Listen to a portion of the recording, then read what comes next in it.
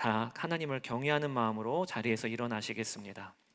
오늘 우리에게 주시는 말씀은 사도행전 15장 1절에서 35절 말씀, 봉독은 1절에서 13절, 19절에서 22절 봉독하도록 하겠습니다. 제가 봉독하겠습니다. 몇몇 사람이 유대에서 내려와서 이렇게 신도들을 가르쳤다. 여러분이 모세의 관례대로 할례를 받지 않으면 구원을 얻을 수 없습니다. 그래서 바울과 바나바 두 사람과 그들 사이에 적지 않은 충돌과 논쟁이 벌어졌다. 드디어 안디옥 교회는 이 문제로 바울과 바나바와 신도들 가운데 몇 사람을 예루살렘으로 올라가게 해서 사도들과 장로들을 찾아보게 하였다.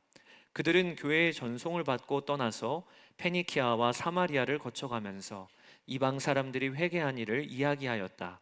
그리하여 그들은 그곳의 모든 신도들을 매우 기쁘게 하였다. 예루살렘에 이르러서 그들은 교회와 사도들과 장로들에게 환영을 받고 하나님께서 그들과 함께 행하신 일들을 모두 보고하였다. 그런데 바리새파에 속하였다가 신도가 된 몇 사람이 일어나서 이방 사람들에게도 할례를 행하고 모세의 율법을 지키도록 명하여야 합니다 하고 말하였다. 사도들과 장로들이 이 문제를 다루려고 모였다. 많은 논쟁을 한 뒤에 베드로가 일어나서 그들에게 말하였다. 형제 여러분, 여러분이 아시는 대로 하나님께서 일찍이 여러분 가운데서 나를 택하셔서 이방 사람들도 내가 전하는 복음의 말씀을 듣고 믿게 하셨습니다. 그리고 사람의 마음속을 아시는 하나님께서는 우리에게 주신 것과 같이 그들에게도 성령을 주셔서 그들을 인정해 주셨습니다. 하나님께서는 그들의 믿음을 보셔서 그들의 마음을 깨끗하게 하시고 우리와 그들 사이에 아무런 차별을 두지 않으셨습니다. 그런데 지금 여러분은 왜 우리 조상들이나 우리가 다 감당할 수 없던 멍에를 제자들의 목에 메어서 하나님을 시험하는 것입니까? 우리가 주 예수의 은혜로 구원을 얻고 그들도 꼭 마찬가지로 주 예수의 은혜로 구원을 얻는다고 우리는 믿습니다.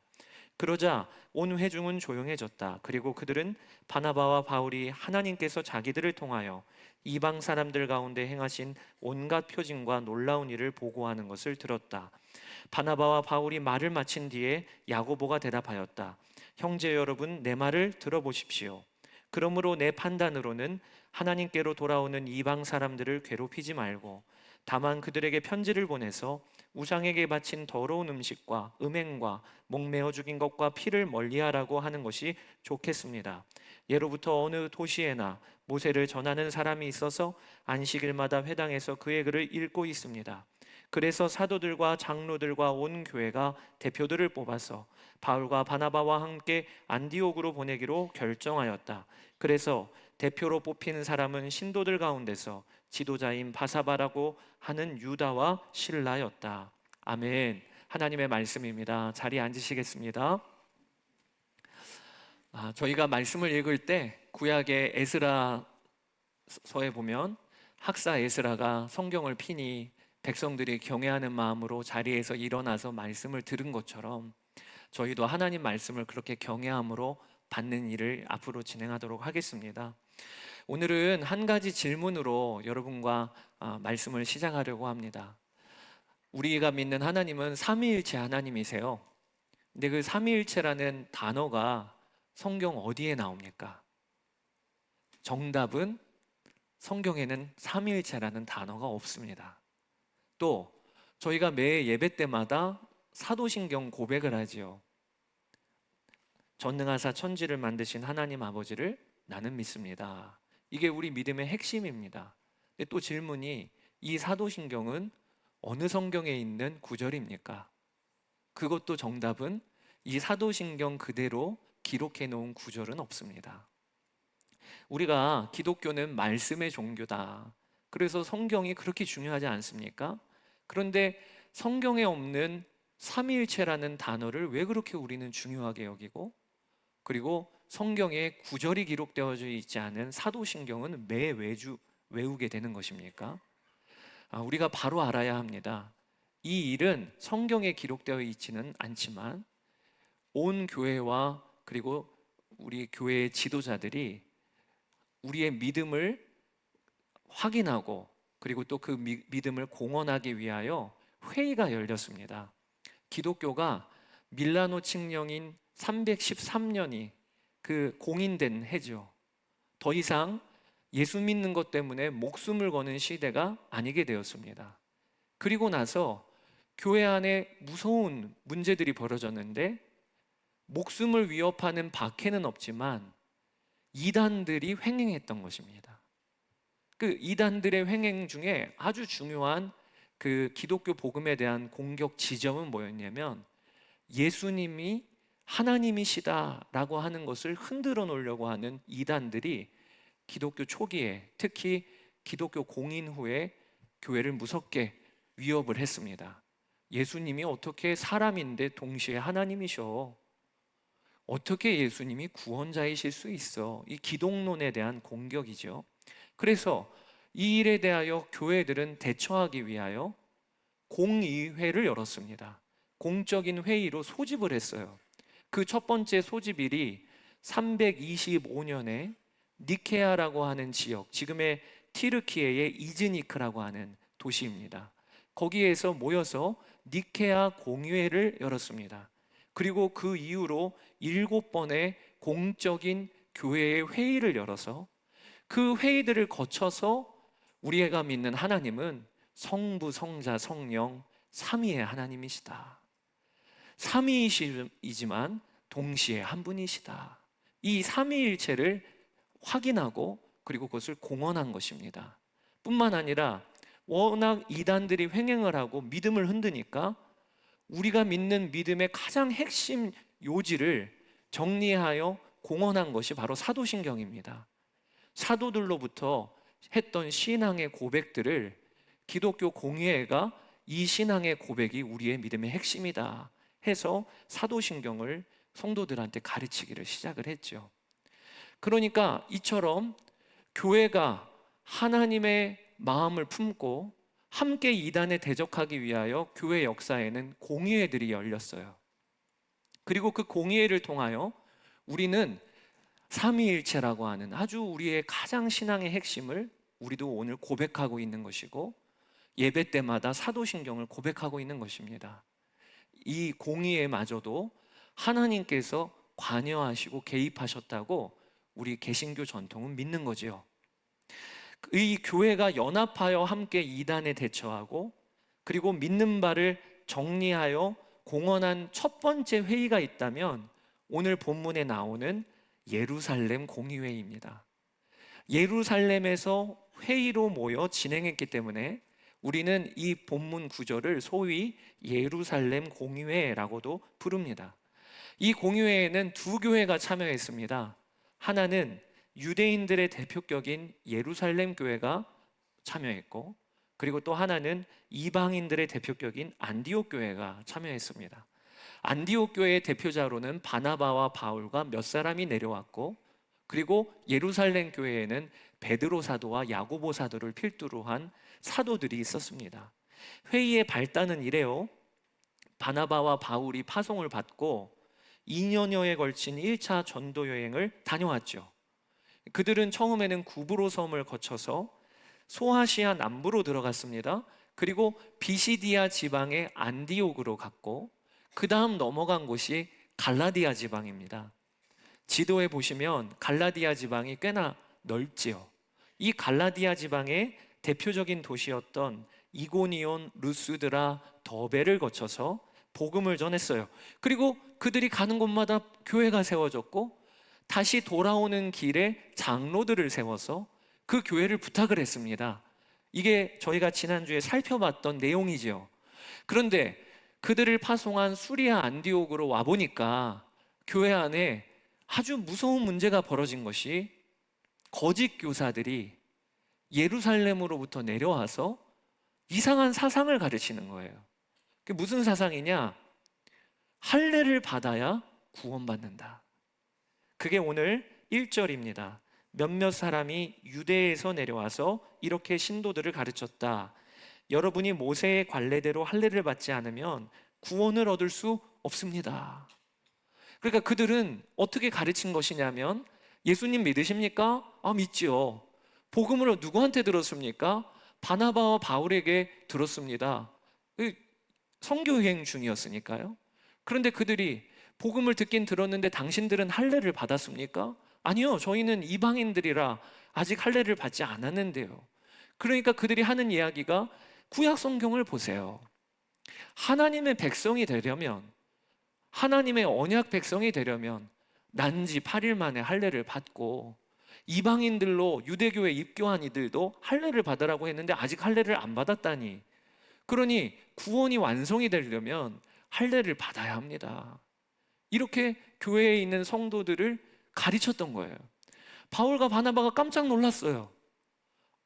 이방인으로서 예수 그리스도의 십자가의 은혜로 말미암아 구원을 받아 교회가 세워지고 하나님 나라 백성이 되고, 그리고 신앙생활을 하고 있는 이들에게 아니 그런 가르침을 하니 말입니다. 그래서 그 거짓 교사들과 아주 크게 논쟁이 붙었어요. 오늘 본문 2절에 보면, 그래서 바울과 바나바 두 사람과 그들 사이에 적지 않은 충돌과 논쟁이 벌어졌다. 적지 않은 충돌이 벌어졌다는 거예요. 큰 싸움이 난 겁니다. 그리고 그때 갈라디아 지방에서, 제가 방금 지도를 보여드렸죠. 이고니온, 루스드라, 더베, 이 갈라디아 지방에서 편지가 오기를, 이 거짓 교사들이 수리아 땅만 온 게 아니라 그 먼 갈라디아 지방까지 가서 바울이 복음 전하여 세운 교회들에게도 할례 받아야 된다고 가르치는 소식을 전해드린 거예요. 그러니까 바울과 바나바가 가만히 있을 수가 없는 겁니다. 그래서 그들이 예루살렘으로 올라간 거예요. 예루살렘에 가서, 유대에서부터 내려왔다고 하는데 그거 의미는 무슨 뜻이냐면 예루살렘 교회에서 왔다고 하는 뜻이거든요. 정말 그런 건지, 그곳에 있는 베드로와 야고보가 공인한 사람인 건지 이것도 확인해야 되겠고, 또 두 번째는 교회가 구원받는 자도 할례를 받아야 구원이 완성이 된다라고 하는 이 가르침이 정말 십자가 복음에 합당한 가르침인지, 교회의 하나된 일치를 보기 위해서 바나바와 바울이 내려간 것입니다. 그들은 예루살렘으로 내려가는 길에 페니키아와 사마리아를 거치면서 가는 곳곳마다 그곳에 있는 성도들에게, 이방인들에게 복음 전해졌다고 하는 이 소식을 전했습니다. 그러면 교회들마다 다 환영했어요. 하나님이 놀라운 일을 하셨군요. 이방인들에게도 구원의 문이 열렸군요. 이렇게 교회들마다 환영하고 기뻐하는 여정을 거치면서 예루살렘으로 내려왔는데, 예루살렘 교회에 들어가서 이방인들에게 구원의 문이 활짝 열렸다, 이 소식을 전하니까 그들 중에는 기뻐하는 이들도 있었겠지요. 그런데 그들 중에 이방인들이 돌아오는 건 좋은데 할례 받게 해야 합니다. 그들이 돌아온 건 좋은데 율법 지키게 해야 됩니다 라고 주장하는 바리새파 출신의 기독교인들이 있었던 거예요. 그게 오늘 4절 5절입니다. 예루살렘에 이르러서 그들은 교회와 사도들과 장로들에게 환영을 받고 하나님께서 그들과 함께 행하신 일들을 모두 보고하였다. 그런데 바리새파에 속하였다가 신도가 된 사람 몇이 일어나서 이방 사람들에게도 할례를 행하고 모세의 율법을 지키도록 명하여야 합니다. 정말 예루살렘 교회에서 내려온 사람들이 맞았던 거예요. 예루살렘 교회도 당황했을 거예요. 우리가 그동안 함께 같은 믿음을 가진 줄 알았는데 우리 안에 이렇게나 달랐구나 라는 것을 예루살렘 교회도 당황했겠지요. 그래서 사도들과 장로들이 모여 회의가 열린 겁니다. 오늘 본문 6절, 사도들과 장로들이 이 문제를 다루려고 모였다. 이게 예루살렘 공의회의 시작입니다. 처음에는요, 아주 서로 언성이 높아질 정도의 토론이 벌어졌어요. 도무지 의견 일치가 벌어지지 않았습니다. 바울과 바나바파는 하나님이 구원하심은 오직 예수 그리스도의 십자가 은혜로 구원하시는 거다. 우리 자격이 하나님 앞에 자격이 되어서 구원받는 게 아니다. 그런데 이 바리새파파들은 구약 성경에 분명히 할례 받으라고 하지 않았냐, 율법 지키라고 하지 않았냐, 이렇게 첨예하게 대립을 했어요. 그때 두 사도가 교통정리를 했습니다. 한 사도는 베드로고요, 한 사도는 주의 형제 야고보입니다. 베드로가 먼저 일어나서 먼저 이야기하기를, 사도행전 10장에 보면 이방인 고넬료, 백부장 고넬료의 집에 베드로가 초대를 받아서 내려가지요. 그리고 그곳에서 하나님의 말씀을 전하는 그때 성령이 이방인들에게 내리십니다. 이 이야기를 베드로가 이야기한 거예요. 그들은 할례 받지 않았습니다. 그들은 율법에 대하여 체계적으로 배운 것도 아닙니다. 그런데 베드로가 말씀을 전할 때 성령이 임했던 그 경험을 베드로가 선포하면서 내가 경험하고 하나님께서 보여주신 것이 구원은 할례를 받느냐 안 받느냐에 따라 달린 게 아니라 예수 그리스도의 십자가 은혜로 구원하신다는 건 내가 경험하고 목격자입니다.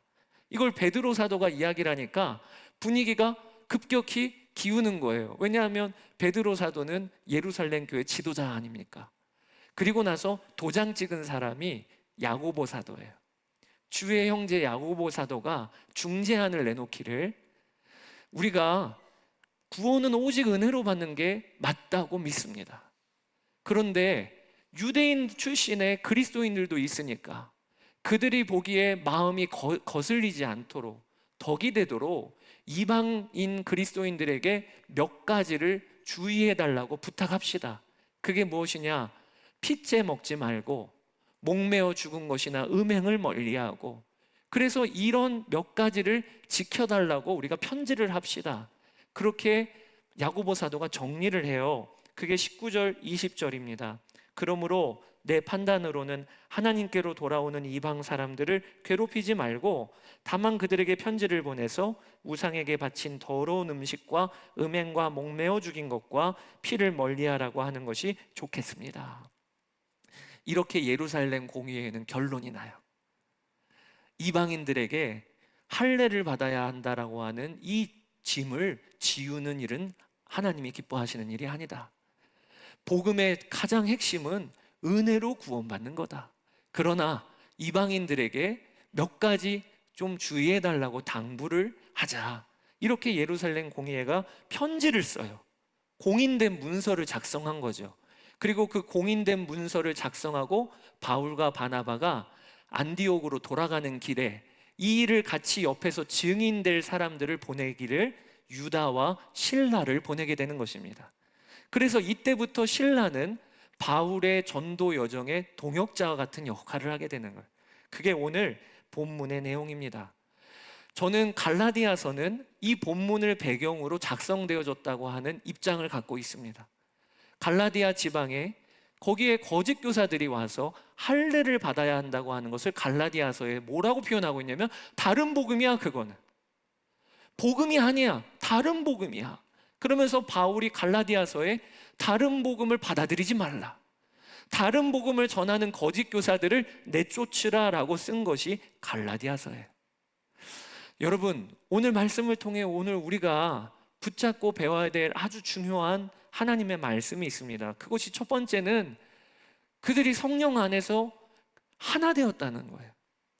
이 일은 유대인과 이방인들에게 아주 첨예하게 대립해 할 수밖에 없는 안건이었어요. 유대인들에게 있어서는 할례와 율법의 문제는 할례와 율법이 없어도 하나님이 은혜로 구원하신다고 이걸 정말 받아들이기가 어려운 일이에요. 이방인들은 할례도 없이 성령께서 먼저 임하신 걸, 그걸 하나님이 분명하게 경험하게 하셨잖아요. 그러니까 이게 평행선 달리듯이 첨예하게 대립해야 할 문제였는데 성령께서 역사하시니까 자기의 틀을 넘어서서 하나가 되어지는 일이 교회 안에 벌어진 거예요. 이걸 우리가 붙들어야 되겠어요. 아무리 달라도 교회는 하나 될 수 있습니다. 왜 그러냐? 성령께서 역사하시니까. 성령께서 하나 되게 하시고 우리의 막힌 담을 허무시고 우리의 사상과 생각의 틀을 벗어나게 하시고 그렇게 하나 되게 하시는 성령의 역사가 있기 때문에 예루살렘 교회에 오늘 일어난 이 일은 우리 교회에도, 한국 교회에 벌어질 수 있는 일이에요. 이걸 우리가 오늘 중요한 말씀으로 붙들어야 되겠어요. 그러나 저는 오늘 여러분께 나누고자 하는 가장 핵심은 앞부분입니다. 앞부분. 그것이 오늘 사건의 발단 부분을 우리가 보기를 원하는 거예요. 복음으로 말미암아 구원받았는데 그 바리새파 출신의 그리스도인도 복음으로 말미암아 구원받은 거잖아요. 예수님의 십자가 사건 때문에 구원받은 거잖아요. 그런데 왜 그렇게 속히 할례 받아야 한다, 왜 그렇게 속히 율법 지켜야 한다, 이것으로 넘어가느냐 말입니다. 종교와 율법이 주는 매력 때문에 그런 거예요. 종교와 율법이 주는 매력 때문에. 여러분, 종교는 무엇입니까? 종교는 기본적으로 노력과 헌신에 대한 보상이 적용되어지는 게 종교예요. 내가 더 헌신하면 그에 따른 보상이 주어져요. 하나님을 위해 헌신하면 하나님이 그 모습을 보면서 헌신하는 사람과 헌신하지 않는 사람을 다르게 대하십니다. 이게 종교예요. 종교적인 발상이에요. 나의 노력에 따라 신의 마음이 바뀌는 거예요. 내가 얼마나 지극정성으로 신을 섬겼느냐에 따라 교회 안에서도 등급이 정해지는 거예요. 열심히 한 사람, 노력한 사람, 그리고 그에 따라 신의 결정도 달라지는 거예요. 이 종교예요. 그런데 이 종교가 우리에게는 기본적으로 익숙합니다. 왜냐하면 우리는 온통 그 세상 가운데 살고 있거든요. 어렸을 때, 초등학교 다닐 때 공부 잘해야 이쁨 받았어요. 그 성적이 그 사람을 결정하는 거예요. 몇 점짜리냐, 그거에 따라 이 친구가 학교에서 등급이 정해져요. 우열이 정해져요. 그게 온통 우리가 사는 세상의 원리입니다. 얼마나 잘하냐, 얼마나 뛰어나냐, 얼마나 수고했냐에 따라 대접이 달라지고 처우가 달라지고, 우리는 그런 세상에서 살고 있다 보니까 믿음 생활을 하고 하나님을 믿어도 자연스럽게 우리는 어디에 기울게 되냐면 종교와 율법 쪽으로 기울게 돼요. 어떻게 우리가 하나님을 생각하게 되냐면, 내가 하나님 앞에서 율법을 더 잘 지키면 하나님도 나를 더 인정하실 거야. 할례라고 하는 표징이 있으면 하나님이 나를 더 인정해 주실 거야. 그래서 그것이 동력이 되고 그것이 기준이 되어서 헌신하고 말씀을 지키고 그리고 순종한다고 합니다. 이 종교적인 일들인 거예요. 이것에 익숙하다 보니까 거짓 교사들이 안디옥에 내려오고 갈라디아 지방에 내려와서 할례 받아야 해요, 율법 지켜야 아무래도 율법 지키는 일을 하나님이 그러한 사람을 더 가까이 하지 않으시겠어요? 그러니까 금세 넘어가게 된 거예요. 제가 한 번은 함께 사역하시는 전도사님의 아들 이야기를 들은 적이 있습니다. 전도사님은 어린 아들이 있는데 주일에 교회 가는 길에 고속도로 상에서 교회 건물이 보인 거예요. 근데 그 아들이 말을 이제 얼마 떼지 않은 지 얼마 안 됐는데 자기 엄마에게 그 교회 건물을 가르치면서 고사리 손가락으로 가르치면서 엄마, 하나님 집, 이러더래요. 그 하나님 집.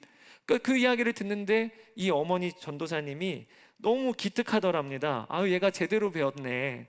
그래서 맞장구를 쳐주었대요. 그래, 맞아, 교회는 하나님 집이야. 그러면서 거기에서 끝난 게 아니라 문득 드는 생각이, 어쩔 수 없이 직업병인가 봐요. 전도사니까 가르쳐야 돼, 목사니까 가르쳐야 돼. 뭘 가르치려고 했냐면 잠옷실에서 예배 드리는 일에 늘 어려움을 겪는 거예요. 아이가 예배 드릴 때 막 징징 울고 몸을 비틀고, 그래서 말이 나온 김에 오늘 교육을 해야 되겠다. 그래서 지우야, 그럼 오늘 하나님 집에서 지우가 잉잉 울고 시끄럽게 하면 하나님이 좋아하실까? 이렇게 질문한 거예요. 그랬더니 그 아이가 응, 좋아하셔. 그랬대요. 응, 좋아하셔. 아니, 원하는 대답이 아니에요. 하나님이 좋아하지 않으셔? 이래야 맞아, 하나님 집에서는 떠들면 안 돼, 하나님 집에서는 잉잉 울면 안 돼, 이러면서 교육을 해야 되는데 아이가 뜻밖의 대답을 하기를 응, 좋아하셔. 이렇게 가니까 처음에는 되게 당황스러웠다가 그 아이의 대답이 이 전도사님의 마음에 박히더래요. 좋아하시지. 이 아이가 정말 정답을 이야기한 거지. 이 어린아이가 주일에 하나님 집에 와서 거기에서 뛰어놀고 놀아도 다른 데서 노는 게 아니라 하나님 집에 와서 예배의 자리에서 뛰어노는 그 아이의 모습을 하나님은 보시며 어떻게 보실까? 좋아하시지. 그러면서 그 전도사님이 하나님의 사랑에 대한 깨달은 이야기를 하시더라고요. 제가 그 이야기를 듣는데 제가 엄청 찔렸어요. 왜냐하면 제가 교회 학교 사역할 때 늘 가르쳤던 게 무릎 꿇어, 두 손 모아야 해, 눈 감아, 눈 감아, 기도할 때는 눈 감고 기도하는 거야, 뒤에서 떠들면 데리고 가서 너 하나님이 혼내셔. 세상에 제가 그렇게 가르쳤거든요. 내가 얼마나 이상한 것을 가르쳤나 라는 생각이 저도 마음에 책망이 들더라고요. 저는 어렸을 적부터 배운 것이 몸에 익은지라, 죄송합니다, 예배 시간에 늦게 오는 분들을 보면 고와 보이지가 않아요. 어떻게 하려고 저렇게 늦게 오나? 아니 11시에 뵈면 충분하게 일찍 올 수 있는 거 아니야. 죄송합니다. 또 누가 예배 시간에 졸면 아유 예쁘게 자네 이런 생각이 안 들고 맞아야 돼, 맞아야 돼. 하나님이 언젠가는 때리실 텐데 저거 어떻게 하나? 이런 생각이 먼저 들어요. 그러면서 저도 졸아요. 그러면서 저도 졸아요. 그런데 여러분, 저는 그렇게 보는데 하나님도 그렇게 보실까요? 하나님도 오늘 각 사람 평가표 들고 존에 마이너스 50점, 늦게 왔네, 너는 마이너스 100점, 이렇게 하나님이 우리를 재고 계실까요? 많은 성도들이 신앙생활을 해도 하나님을 향해 그런 이미지를 갖고 살아요. 하나님은 지금도 요놈 내 평가표 들고 그 점수 매기시다가 잘하면 상 주시고 못하면 언젠가는 크게 맞겠지, 이런 식으로 신앙생활을 합니다. 그러면서 못할 때는 두려워요. 잘할 때는 교회에서도 지위가 올라가는 것으로 생각합니다. 전형적인 종교인 거예요. 전형적인 종교인 거예요. 바리새파 중에 하나님의 은혜로 구원을 받았는데도 여전히 그들은 몸에 배어 있는 것이, 할례 받았어? 아직 할례 안 받았어? 제자 훈련 받았어? 아직 제자 훈련 안 받았어? 전형적으로 몸에 배어 있는 거예요.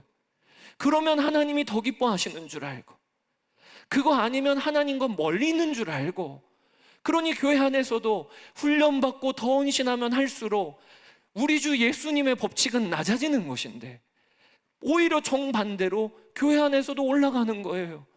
그것도 즐겁습니다. 지위가 높아지는 것 같고 사람들이 나를 인정해 주는 것 같고 교회 생활 할 만합니다. 그런데 그 동기는 다 종교적인 동기가 얼마나 우리 가운데 많은지, 여러분, 우리가 알아야 할 것이 하나님의 복음은 노력에 따른 보상의 원리와 전혀 정반대라는 거예요. 하나님은 우리가 한 것이 없는데, 하나님은 우리가 자격이 안 됐는데, 그리고 하나님은 우리에게 베풀 의무도 없는데 그럼에도 불구하고 우리에게 아들을 내어주셨다는 거예요. 그게 복음입니다. 오늘 베드로 사도가 선포하기를 7절과 8절이에요. 여러분, 이 말씀을 우리가 함께 같이 읽어보기를 원합니다. 많은 논쟁을 한 뒤에 베드로가 일어나서 그들에게 말하였다. 그리고 사람의 마음속을 아시는 하나님께서는 우리에게 주신 것과 같이 그들에게도 성령을 주셔서 그들을 인정해 주셨습니다. 여기 뒷부분에 뭐라고 나와 있냐면 그들에게 성령을 주셔서 그들을 인정해 주셨습니다. 여러분, 이 말이 되게 세상의 논리와는 안 맞는 말이에요. 세상은요, 인정하니까 성령 주시는 거예요. 인정이 되니까 보상해 주는 거예요.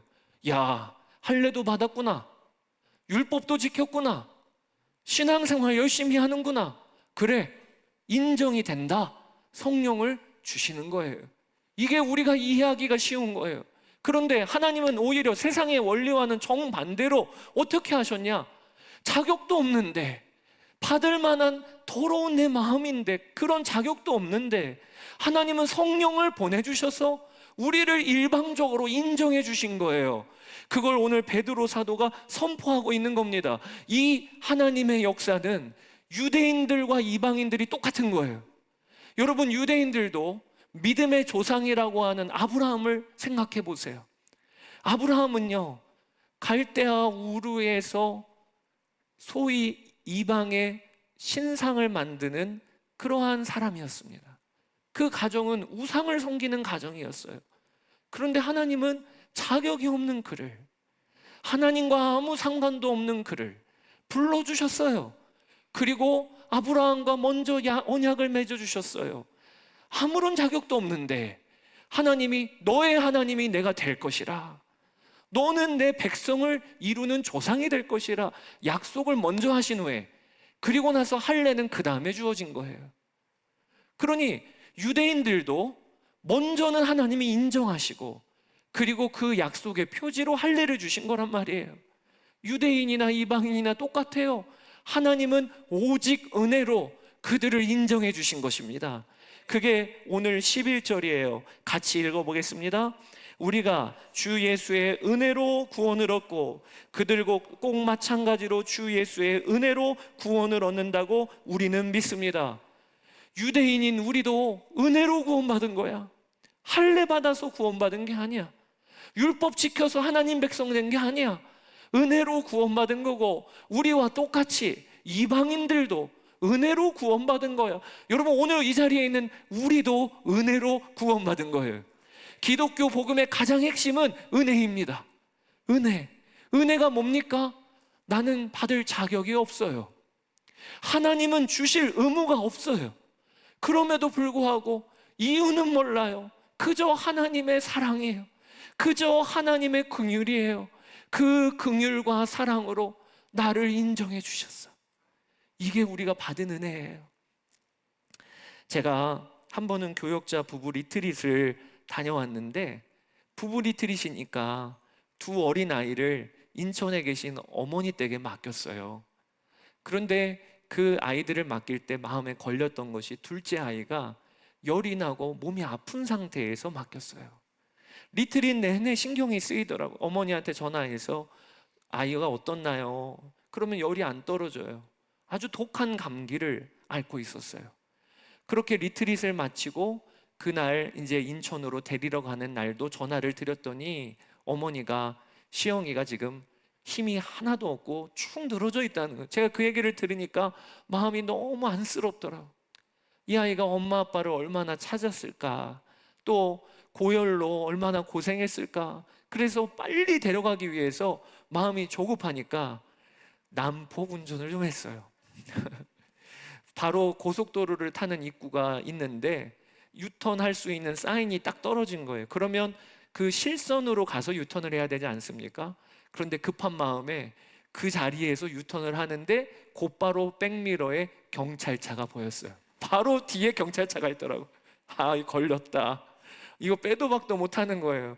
그러자 마침 경찰이 사이렌 켜고 따라오더라고요. 그러면서 한쪽에 대라는 거예요. 너무 마음에 미안하고 또 아이도 생각이 나고 이러니까 대자마자 내렸어요. 보통은 앉아 있어야 합니다. 제가 알려드릴게요. 앉아서 기다리셔야 해요. 그런데 저는 급한 마음에 먼저 지갑 들고 내려서 경찰차에 다가서서 주민등록증을 먼저 내밀었어요. 그랬더니 경찰이 당황하면서, 아니 왜 이런 사람이 있냐는 거예요. 미안합니다, 죄송합니다, 제가 좀 잘못했습니다. 그러니까 그분이 물어보시기를 무슨 급한 일 있으세요? 그러더라고요. 제가 진짜 순진했죠. 저 요 앞에 교회 전도사인데요. 굳이 그 말은 왜 했는지. 교회 앞에 전도사인데요, 저희 아이가 지금 인천 어머니 댁에 맡겼는데 열이 난다고 해서 빨리 좀 데리러 가려고 그렇게 급하게 유턴을 했습니다. 죄송합니다. 그랬더니 그 경찰이요, 내내 웃더라고요. 좀 귀엽게 보였나 봐요. 나이가 그 당시 젊었으니까요. 그러면서 저한테 제 이야기를 다 들으시더니 주민등록증을 다시 건네주시면서 그냥 가세요, 그러시더라고요. 그냥 가세요. 뭐 유턴하는 지역에 몸 미쳤을 뿐이지 아주 위험한 행동을 한 건 아니니 가서 아이 만나세요. 제가요, 주민등록증 받아갖고 오는데 이 세상은 여전히 희망이 있어. 아직 세상은 밝아. 이런 생각이 들더라고요. 여러분, 이걸 뭐라고 하는지 아십니까? 용서라고 하는 거예요. 용서. 그런데 여러분, 이건 은혜가 아니고요. 은혜는요, 가정을 해봅시다. 이제부터는 일어난 사건이 아니에요. 제가 세상은 밝아 하고 다시 이제 인천으로 차를 몰고 가는데 뒤에서 경찰차가 또 따라 붙는 거예요. 그러더니 갓길로 대라고. 이게 웬일이지? 이게 무슨 일이지? 하고 갓길을 대서 보니까 경찰이 내리더니 저한테 와서, 저도 딸이 있는데 아유 얼마나 마음이 힘들으셨어요. 그러면서 저한테 5만 원을 쥐어주면서 이거 맛있는 거 사주세요. 만약에 이랬다면 이거는 일어난 일이 아니에요. 이랬다면 이걸 은혜라고 하는 거예요. 제가 불법을 저질렀을 때 그냥 가세요. 이건 용서예요. 은혜는 뭐냐? 거기서 더 나가는 거예요. 그런 난데 왜 나에게 이런 일을 베풀지? 그럴 의무도 없는데 왜 나를 쫓아와서 돈까지 지어주며 이렇게 나에게 선을 베풀지? 이걸 은혜라고 하는 거예요. 여러분, 우리가 구원받았다고 하는 것은 하나님이 우리의 죄를 용서하신 것만이 있는 게 아닙니다. 하나님은 우리의 죄를 용서해 주실 뿐만 아니라 우리를요, 예수 그리스도로 옷 입혀 주셨어요. 그리고 우리를 뭐라고 이야기하시냐면, 난 여전히 하나도 바뀐 게 없는데, 난 여전히 마음이 더러운데 하나님은 나를 보고 너는 의로운 자야 하시는 거예요. 너는 내 아들이고 내 딸이야 하시는 거예요. 이게 은혜인 거예요. 이게 우리가 받은 복음이에요. 하나님은 우리를 보시면서 내 존귀한 자녀라고 불러주신다니까요. 이게 우리가 받은 은혜입니다. 여러분, 이 복음을 붙들고 사십니까? 맞아, 나는 은혜 받은 자이지. 이 감동이 여러분들의 교회 생활을 휘어젓고 계십니까? 이 감동 때문에 오늘도 헌신하고, 이 감동 때문에 오늘도 포기할 거 포기하고, 그렇게 신앙생활하고 계십니까? 종교와 복음의 차이가 있는 거예요. 종교와 복음은 겉모양은 똑같습니다. 동기가 달라요. 동기가. 복음은 하나님의 그 은혜에 감격해서, 그저 너무 기뻐서 섬기는 일도 기뻐요. 내가 순종하는 일도 감격스러워요. 이 복음의 역사예요. 오늘 하나님이 말씀을 통해 우리에게 도전하시는 일은 종교를 넘어 복음으로 오라. 비올드 교회 성도 여러분, 종교를 넘어 복음으로 오세요. 그게 우리가 하나님의 부르심에 오늘 답하게 되기를 원합니다. 마틴 로이드 존스 목사님이 종종 성도들에게 이렇게 질문을 하셨어요. 당신은 그리스도인이라고 말할 준비가 되어 있습니까? 그리스도인이라고 어디 가서 당당하게 말할 준비가 되어 있습니까? 그러면 많은 성도들이 이렇게 대답을 하더랍니다. 아직은 충분하다고 느껴지지 않습니다. 여러분들은 뭐라고 대답하시겠습니까? 여러분들은 그리스도인이라고 말할 준비가 되셨습니까? 그때 맞아요, 난 그리스도인입니다. 나는 예수 생명으로 사는 자입니다. 이렇게 대답하시겠습니까? 아니면 난 아직 부족합니다. 이걸 겸손이라고 여겨요. 그러나 마틴 로이드 존스 목사님이 이렇게 글을 쓰셨어요. 나는 단번에 알 수 있었다. 그 성도들은 여전히 자신의 관점에서 생각하고 있다. 그들은 아직도 그리스도인이 되려면 자신이 더 나은 사람이 되어야 한다고 생각하고 있었다. 굉장히 겸손해 보이기는 하지만 그것은 악마의 거짓말이며 믿음을 부인하는 것이다. 당신은 결코 충분히 선한 사람이 되지 못할 것이다. 충분히 선한 사람은 이제까지 아무도 없었다. 기독교 구원의 핵심은 주 예수님만이 충분히 선하시며 나는 그분 안에 있음을 고백하는 것이다. 여러분, 우리가 믿는다는 것은요, 내 관점으로 내가 언젠가 더 그리스도인 다울 날이 오겠죠? 아니에요. 주님이 나의 의가 되시는 거예요. 그리고 그 일은 이미 십자가에서 벌어진 것입니다. 이게 우리가 믿는 믿음입니다. 여러분, 여러분들은 하나님 나라 백성이십니까? 하나님 나라 백성이십니까?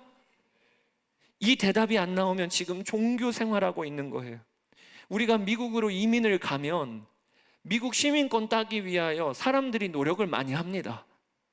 그 미국 시민권 따려면 조건이 여러 가지로 충족이 돼야 돼요. 사고 치면 안 돼요. 재정적으로도 안정된 삶을 살아야 되고, 이 나라에 기여할 자인지 여러 기준으로 검토한 후에 미국 시민권이 드디어 나옵니다. 그게 미국 시민권을 따는 거죠. 그런데 여러분, 신앙생활 꼭 이렇게 한다니까요. 우리가 하나님 나라 백성이 되려면 이런 모습으로는 안 되고, 더 하나님 보시기에 자격에 합당한 자가 돼야 돼. 내가 더 노력해야 돼. 내가 더 헌신해야 돼. 그러면 하나님 나라 백성 될 거야. 아니에요. 우리는 이미 하나님 나라 백성 되고 신앙생활하고 있는 거예요. 우리에게는 이미 하나님 나라가 주어지고 신앙생활하고 있는 거예요. 이 일이 하나님이 우리에게 이루신 일입니다. 종교로 신앙생활하면요, 늘 두려워요. 하나님이 나를 재고 계셔. 그러면 종과 같이 신앙생활하는 거, 종은 주인에게 늘 잘 보여야 돼요. 주인의 눈에 어긋나면 안 돼요. 어떻게 하느냐에 따라 내 대접이 달라져요. 그러나 순전한 복음은 그렇지 않아요. 하나님은 이미 그분의 일방적인 은혜로 내 아버지가 되셨어요. 나를 아빠, 아버지라고 우리에게 부르라고 초청해 주셨어요. 그래서 내가 잘 보일 것이 아니라 그저 나는 자녀의 권세로 아버지 하나님을 사랑하고 그 하나님과 동행하는 삶이 우리에게 활짝 열린 거예요. 그러니 복음과 종교의 신앙생활은 분위기가 다른 겁니다. 뿐만 아니에요. 종교와 율법으로 신앙생활하면 온통 갈라치기를 합니다. 율법 행했나 안 했나, 할례 받았나 안 받았나, 제자훈련 받았나 안 받았나, 갈라치기를 해요. 그러나 반대로 복음은 우리를 하나 되게 만드는 역사를 이룹니다. 왜냐하면 나도 은혜 받은 자이니까, 아무런 자격이 없는데 하나님이 나를 인정해 주셨으니까 이걸 누리고 맛보는 자는 다른 사람도 그와 같은 눈으로 보게 되는 것이죠. 제가 젊은이 교회에 있을 때 새벽 예배를 드려요. 그러면 새벽 예배 때 전도사님들이 나옵니다. 참 놀랍죠? 얼마나 계산이 빠른지 1초 만에 누구 왔는지 안 왔는지 출석부가 체크가 돼요, 머리에. 그리고 나서 이제 새벽 예배 끝나고 출근을 하면요, 제 마음에 주홍 글씨가 이제 새겨지는 겁니다. 사람들을 향한, 새벽 예배도 안 온 놈이, 이런 마음이 들어요. 말은 잘하네, 기도도 안 한 사역자가. 한 번은 제가 새벽 예배 때 하나님이 책망하시더라고요. 너 새벽 예배 왜 오냐? 너 새벽 예배 왜 오냐? 왜 기도하냐? 정죄하고 미워하려고 그렇게 기도하는 것이냐, 아니면 사랑하려고 기도하는 것이냐? 제가 새벽 예배 나온 마음이 영 하나님 보시기에 바르지를 않더라고요. 그래서 결정한 게 무엇이냐면 뒷자리에 안 앉고 제일 앞자리에 앉기로 결정한 거예요. 뒷자리에 앉으니까요, 온통 누가 안 왔나 왔나 체크가 되는데 앞자리에 앉으니까 안 보이더라고요. 그래서 앞자리에 와서 그렇게 새벽 예배를 드리니까 믿는 거예요. 왔겠지, 오늘 다 왔겠지. 그리고 앞자리에 앉아서 기도를 하니까 은혜가 부어지기를, 뒤에 와 있는 우리 전도사님 한 분 한 분 내가 축복해 줘야 될 분들이야, 함께 일하는 귀한 동료들이야, 이러면서 은혜가 부어지고 은혜가 흘러가더라고요. 그러면서 제 사역이 바뀌었어요. 저는 저희 동기 목사들에게 어떤 소문이 났냐면, 최왕락 목사 선암목자교회에서 출세하려고 전도사들 잡는데, 세상에 그런 소문이 났던 사역자예요. 근데 제가 봐도 얼마나 인색했는지, 얼마나 깐깐하게 대했는지. 그러다가 그 새벽 예배 때 앞자리에 나와 기도할 때부터 바뀐 것이 그저 함께 일하는 게 감사해요. 오늘도 우리 함께 일하는 전도사님들이 얼마나 감사한지. 그러면서 사역이 바뀌었어요. 여러분, 복음은요, 우리의 신앙생활을 다 바꿔내요. 하나님의 기쁨과 감사, 그리고 성도들을 향한 사랑, 다 복음으로부터 시작되어지는 거예요. 하나님이 은혜로 나를 받아주셨다. 이번 한 주간도 복음으로 사시게 되기를 축복합니다. 이번 한 주간도 나를 그저 인정해 주시고 아들 예수 그리스도로 의롭다고 여겨주시는 그 하나님의 사랑을 맛보니까 삶도 달라지는 거예요. 그 은혜에 감격해서 내 마음도 뒤집어지는 겁니다. 그 역사가 여러분 가운데 있으시게 되기를 주의 이름으로 축복합니다. 이 시간에 우리 기도할 때, 찬양하고 기도할 때 이 찬양이 생각이 났어요. 은혜, 나를 부르신 것 은혜, 나를 이 자리에 이끄신 것 은혜, 나의 나 된 것이 은혜라. 우리가 그 은혜를 고백합시다. 복음은 은혜로 주어졌어요.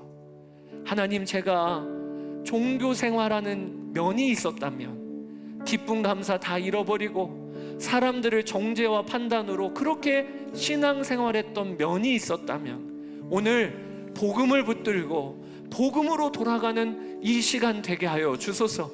우리 그렇게 기도하고 찬양하고 하도록 하겠습니다. 나를 지으신 이가, 나를 지으신 이가 하나님, 나를 부르신 이가 하나님, 나를 보내신 이도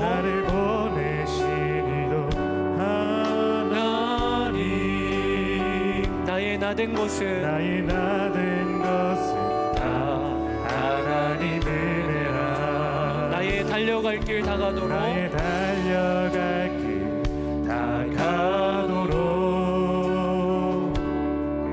나의 마지막 고백 다하도록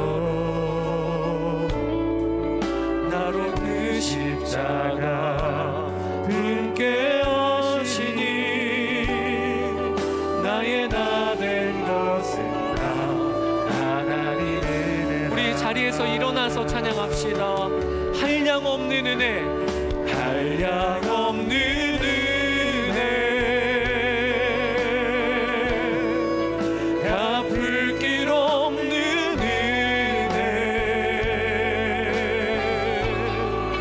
내 삶을 애워싸는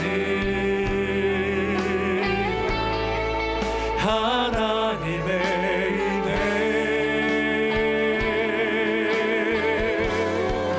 나 주저함 없이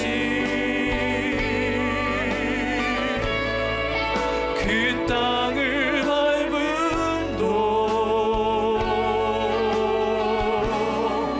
나를 붙드시는 하나님의 은혜, 한량 없는 은혜, 갚을 길 없는 은혜, 한량 없는 은혜, 갚을 길 없는 은혜, 내 삶을 애워싸는 하나님의 은혜, 하나님의 은혜, 나 주저함 없이 그 땅을 밟음도 나를 붙드시는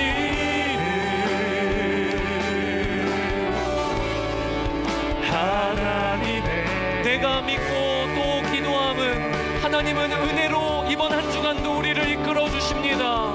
내가 믿고 또 기도함은 내 모든 형편 아시는 주님, 하나님의 은혜로 돌보아 주십니다.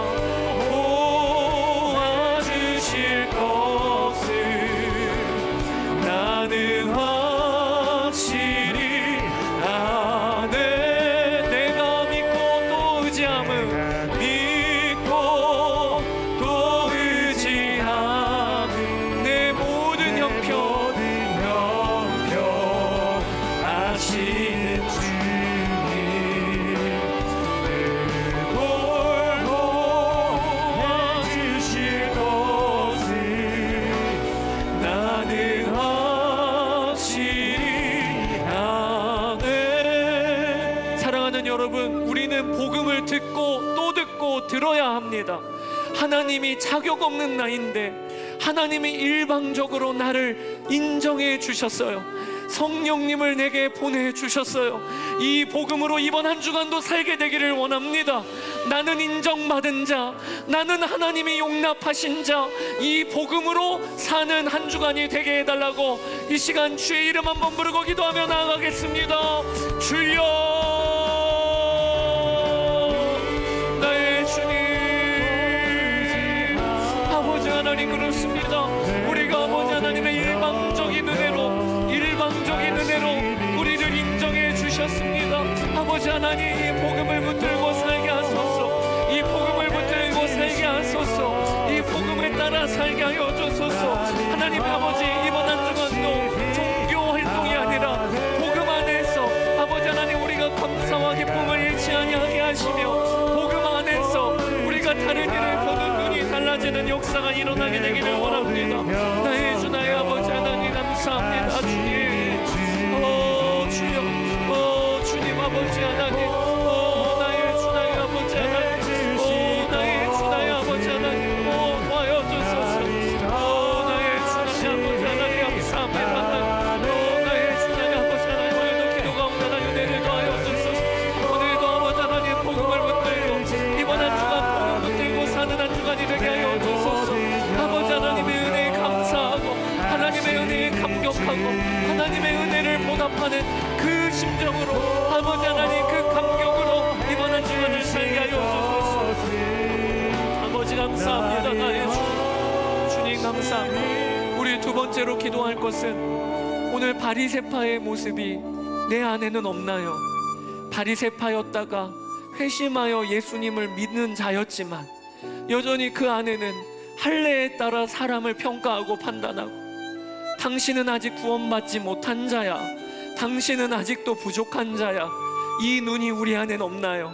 나도 은혜로 사는 것인데, 나도 하나님이 일방적으로 용납해 주셔서 이 자리에 있는 것인데, 나는 왜 이렇게 다른 일을 칼질하는지, 나는 왜 이렇게 정죄와 판단이 앞서는지, 이 시간 하나님께 은혜를 구합시다.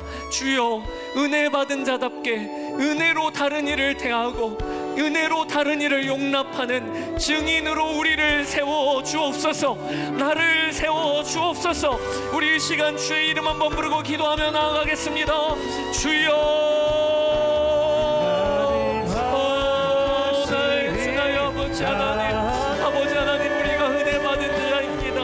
아버지 하나님, 우리에게 주실 볼모가 없는데, 우리는 자격이 없는 자였는데 하나님 우리에게 은혜를 주셨습니다. 하나님 우리에게 은혜를 주셨습니다. 아버지 하나님, 그 은혜 받은 자로 다른 일을 대하게 하여 주소서. 아버지 하나님, 정죄와 판단으로 살지 아니하고 다른 일을 대할 때 하나님의 은혜의 눈으로 바라보게 하여 주소서. 용납하고 사랑하고 다른 일을 칼질하고 갈라치게 하는 자가 되지 아니하게 하소서. 나의 주, 나의 아버지 하나님, 오늘 우리에게 아버지 하나님 은혜의 역사가 강력하게 불어나게 되기를 원합니다. 종교를 넘어 복음으로 오게 되기를 원합니다. 아버지 하나님, 종교의 벽에 무너지고 하나님의 은혜를 감격하고 그 은혜를 흘려보내는 하나님 복음의 삶을 살게 되기를 원합니다. 나의 주, 나의 아버지 하나님, 우리 주님을 찬양합니다. 나의 주, 도와여 주소서. 우리 가슴에 손을 얹고 기도합시다. 하나님 아버지, 하나님의 일방적인 은혜로 자격 없는 나를 용납해 주시고 그러실 의무가 없으심에도 성령님을 우리 가운데 보내주셨고 아들 예수 그리스도께서 십자가에서 내가 되어 죽으셨습니다. 이 은혜로 사역하게 하소서. 이 은혜로 살게 하소서. 이 은혜에 감격이 되어 헌신하게 하소서. 이 은혜에 감격이 되어 순종하게 하소서. 아버지, 우리가 은혜 받은 자답게 우리도 은혜를 흘려보내고 열매 맺게 되기를 원합니다. 그동안 내 마음에 정죄하고 판단이 앞섰던 영역이 있다면 들추어 주시고, 그리고 그것이 은혜의 눈으로 바뀌게 하여 주시기를 원합니다. 종교 활동을 하면서 기쁨이 없이 두려움으로 종과 같이 신앙생활했던 것을 그치고 복음으로 나아가게 하여 주소서. 하나님의 자녀된 감격으로 구원받은 은혜의 기쁨으로 이번 한 주간도 사는 온 성도들의 삶이 되게 하여 주소서. 감사드리며 우리 주 예수 그리스도의 이름으로 축복하며 기도드렸습니다. 아멘.